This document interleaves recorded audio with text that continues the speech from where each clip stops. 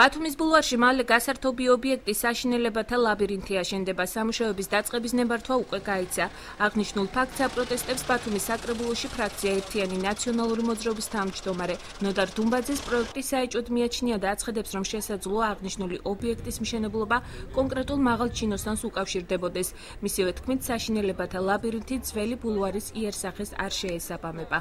ანალოგიური შენობების ტიპის შენობები მე ვფიქრობ, რომ ახალ ბულვარში უნდა იყოს და არა ძველ ბულვარში, მაგრამ რადგან ძველ ბულვარში შენდება უკვე მეორე ობიექტი, რომელსაც გასცემს კულტურული მემკვიდრეობის სააგენტო, რა თქმა უნდა, შტება კითხვები, იქიდან გამომდინარე, რომ თითქოს არსებობს დასაბუთებული, ეს არის ირანული ინვესტიცია, მაგრამ სამწუხაროდ მალე მოვა იმის დრო, ჩვენ გავიგებთ, რომ რომელიმე მაღალი თანამდებობის სიმაური, ვიზაშვილი და სიძე იქნება ამის უკან.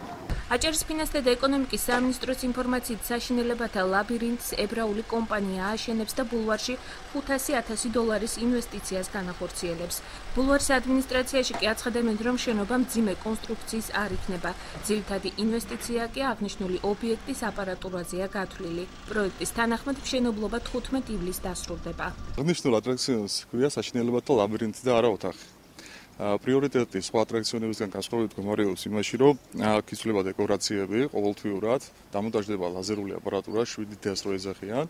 არ არის კიდევ ერთხელ ვიტყვი არც ამიერკავკასიაში და არც საბჭოთა სივრცეში ესეთი რამ და იქნება ერთი ლამაზი, კარგი ობიექტი, რომელიც შეეფერება ჩვენს კალთებს, ბულვარს თავისთავად.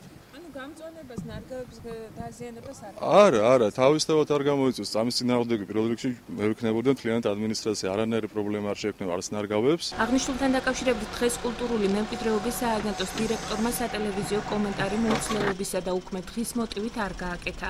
თუმცა მის მიერ გაცემული მშენებლობის ნებართვა დადებითად შეაფასა. ბიძინა აფხაზავა თვლის, რომ ბულვარს გასართობი ადგილის ფუნქცია უნდა ჰქონდეს. მისივე თქმით, ადგილი, სადაც საშინელებათა ლაბირინთი განთავსდება, ბულვარის იერსახეს არ დააზიანებს და არც მწვანე ნარგავები დაზიანდება. პროექტთან დაკავშირებით კომენტარს არც აჭარის ფინანსთა და ეკონომიკის სამინისტროში აკეთებენ.